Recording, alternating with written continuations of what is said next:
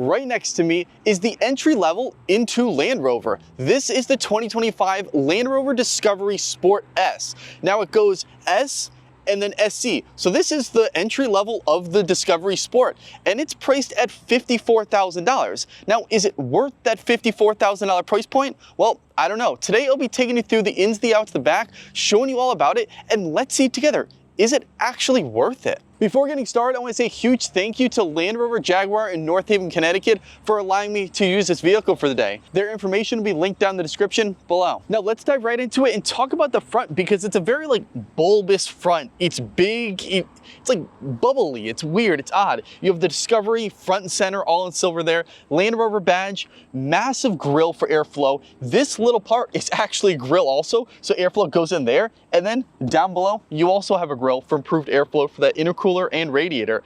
I don't know if you could see it on camera, I'll pan to it. I went through the car wash with this car, but there's still a lot of dirt everywhere. So just keep that in mind. A nice car wash is not gonna keep this front grille relatively clean. Don't know why, but that's the way it is. Over here on the side, you have LED headlights, LED daytime running lights, and LED turn signals. And this really cool U-shape are the LED daytime running lights.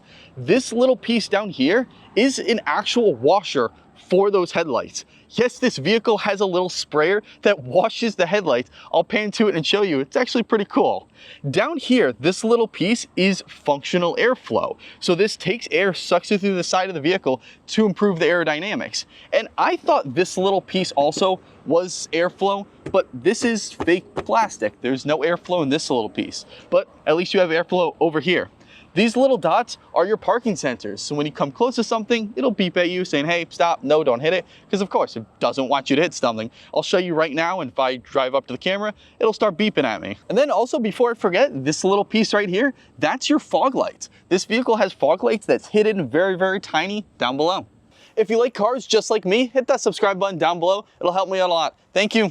Under the hood, this vehicle has a 4-cylinder turbocharged engine producing 246 horsepower and 269 foot-pounds of torque. Pretty funny number. This engine has a 9-speed automatic transmission that it's attached to, and all that power is going to all 4 wheels since this is all-wheel drive. And it's a 4-cylinder turbo engine, but it only gets an average of 20 miles to the gallon. The key fob of the vehicle is pretty simple, just a black brick Land Rover badge on that side. Flip it over, you got lock, unlock, very simple. This is to hold the trunk, it opens. It actually opens relatively fast, faster than any other car I've seen. And then hold it again, and it shuts. And it goes down again relatively fast. So watch out if you're over there. This button is pretty interesting. I'll pan over to over there. It turns on and off the lights with just a push of a button. Don't know why you would need that, but hey, it's a cool party trick if you want to show your friends. Panic button, and there is no remote start in a $54,000 vehicle. That's a miss. Roof rail on top that goes all the way along the back, Land Rover badge on the side. This pops out your gas cap. Then over here, these door handles have little buttons on them. What are they? Well, hit that, and that locks the vehicle. The mirror automatically folds in. Well, now how do I unlock it? Because if you hit that, it just keeps locking it. Well, you have to go up, hold your hand, and then it automatically opens up. The mirrors have blind spot monitoring, automatically fold in, a 360-degree camera down there, and then they have turn signals built into it, but it's very, very dim. I know it's sprayed out, but it's still very dim. Discovery on this side, that's fake plastic, but it looks cool. And these are 20-inch alloy rims with all-season weather tires. Open up the rear door and you're greeted to really nice materials. You got leather all up here, window controls, this leather kind of middle, all that's stitched there, plastic there, speaker grills, and then down here you do have plastic, but it's where you put your snacks, drinks. That's what you want to be, plastic. These rear seats are all leather. 3 seats can fit, 3 people can fit in here. Let me sit. This is set to my driving position. I'm 5'8", not the tallest, but I got a pretty good amount of leg room, very good amount of headroom, probably like 3 or 4 to 5 inches. Not bad at all. And the middle seat is very nice. Is a tiny little hump, but you really don't have to man spread. And if you do, there's still enough room for 3 adults. This vehicle has heated outboard seats in the rear. And then what are these 2 buttons? That's for your heat and cool in the back, your AC and your heat. But it's just a button. There's no temperature dial. It's not exact, but it's actually very easy. You can go all the way to cold or all the way to hot, simple like that. 2 AC vents, 2 USB Type-Cs, cigarette lighter port, and then all the way down there, a spot to put your phone. This vehicle does have a cup holder armrest. Pull that down, 2 cup holders, and then this little cool secret compartment there. You can put some little things you don't want people to know. Just close it and hide it and put it back up. But why do I have one of the headrests down there? Well, this is pretty cool. So you see this little thing here? Lift that up. That goes open. And then the same for this one. But what is the point of this? Well, you could just use it like this and throw stuff in there very easily, but it's for these to go down. And so that lays completely flat. So now you can put something in the back and lay it all completely flat. I'll get into it more when I show the back. And before I forget, this vehicle has a full panoramic sunroof, no split in the middle, full across, but it doesn't open up. Maybe I'm wrong, but this button right here just opens and closes that thing. There's no way to open it up. Let me know in the comments if I'm wrong. Open up the front door and you're greeted to pretty much the same materials as the rear, kind of the leather type up here, 4 window controls, mirror controls, the same kind of leather stitch material down there, grab handle, 2 speaker grills, and then more storage for snacks, cups, whatever. 3-way memory seats. So if 3 different people want to drive this car, one person's all the way up here, one person's like all the way down, and then there, it can adjust and go to where you want it to. This has power controls and lumbar support. Both these seats are heated and leather. Turn on the vehicle with a push to start and you're greeted to a massive digital gauge cluster, full digital, no analog here, and it's actually very customizable. Hit that button and you could scroll through the info thing. So you can have driver assistance, you could have an analog clock if you want to. Empty panel, navigation, media. Let's say you want your music there, so your music can show easily while you're driving, so you don't have to kind of look over to the screen. But what if you want more stuff? So go to display layout, you could have 2 dials, 1 dial.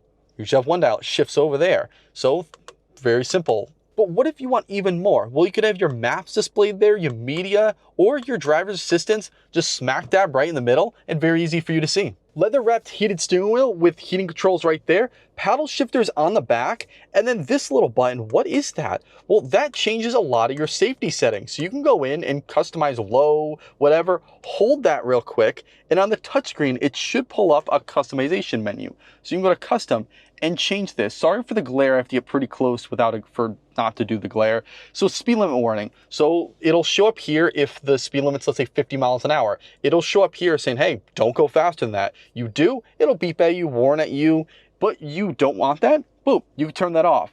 Forward collision warning, so if you're coming up to someone, it'll do a warning. You can turn that off if you don't want. Or you can do lane assist. So turn that on or off and then put it in reverse and you have a full backup camera with trajectory lines and a 360-degree view of your vehicle. But it doesn't just end there. So hit the 3D button if it works, yeah. And you get a full like 360-degree rendering of your vehicle, just like it's Need for Speed or Forza out of a video game. And then what is this? Off-road tab. You have the side views and kind of like front underneath. So if you're going off-roading, you can have easy access of the cameras. This touchscreen has Android Auto, Apple CarPlay wirelessly, and Land Rover is starting to do this thing where there's no buttons. It's kind of like copying Tesla. It's just all on the touchscreen. Some people like it, some people don't. But you have pretty sweet hotkeys over here, so you can change different drive modes. Boom, you go to Eco, Normal, Comfort. This is your AC, so just up, down for heat, cold. Navigation, music, that's to go to all your different apps. And you have a ton of different apps. Valet mode, Android Auto, Apple CarPlay, low traction, and then you have wade sensing. Well, this vehicle can go in water up to, what is it, like almost 2 feet of water.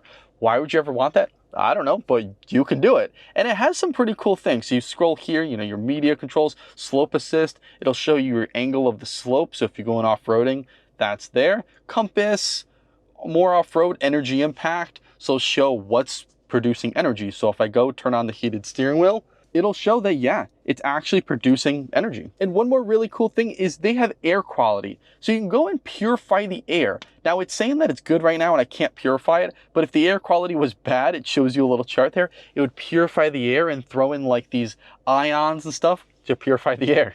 Below the touchscreen, this vehicle has 2 USB Type-C ports, a wireless charging pad. My phone's already in there. Little secret storage there. If I hit that, it'll go there. A little secret storage. You can hide little things. I guess if you want to take your phone, put it in there. No one's going to know. Your gear shifter, it's just down for drive, down again for sport, and P for park. 2 cup holders, a leather armrest that's very nice and comfortable. I've been resting my arm the whole time on it. Open it up, USB-C port, and a pretty deep storage pocket. And also, before I forget, this cup holder can be taken out. If you don't want cup holders, you can have extra storage. The back of the Discovery Sport is just as big and bulbous as the front. You got Discovery all in silver there. These are LED taillight and LED turn signals. Then you got a third LED brake light up there with this little lip spoiler. It's pretty cool. Sport badge, silver. And then down below, these things are your rear parking sensors. So just like the front, it does in the rear, where if you back up to something, it'll beep at you because it doesn't want you to hit it.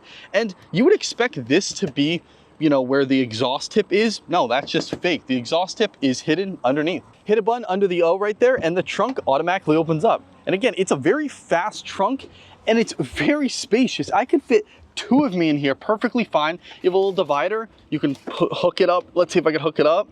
Oh, hook it up there if you want. Oh, okay, now it goes back. But take this whole divider out if you don't want to. And you have little shelves over here on that side also, and there's a cigarette lighter port. And then if you want more room, like I showed you before, you would take these rear seats down. Now, you could take them down normally, and I'll pan to it. It's on an angle, but if you want to lift those seats up and put it down flat, it goes completely flat. And there also is a spare tire. Lift this part up, and then you got a spare tire. And that was a quick review of the 2025 Land Rover Discovery Sport S. What do you think of this vehicle? Do you like it, or do you absolutely hate it? And do you think it's worth the $54,000? Be honest, let me know in the comments below. And please remember to like, comment, subscribe, hit the notification bell to keep updated with more content. And a huge thank you to